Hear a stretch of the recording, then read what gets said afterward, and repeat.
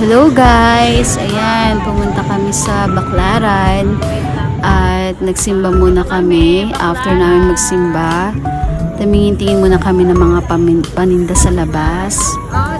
Ayan, actually wala kaming nabili dyan.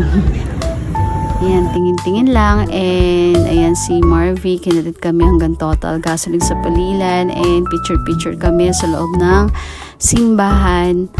Ayan, 8 pa lang kami dyan. Ayan, meron akong solo picture. Ayan. Ayan. Tapos punta kami ng MOA para mamasyal.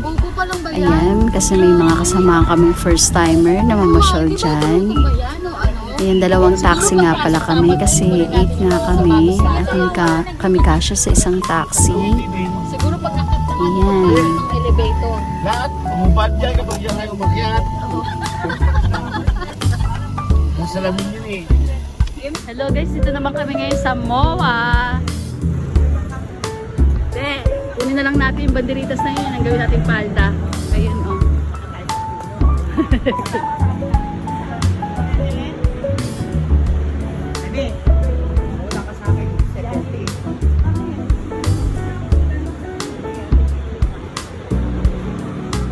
O sige, ako na sino magbabantay?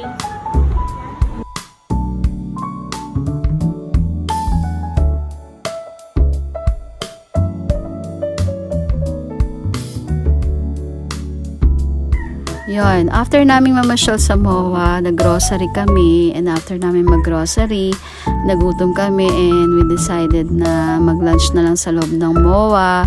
Ayan, dumating nga pala sa Mega, may dalang saging.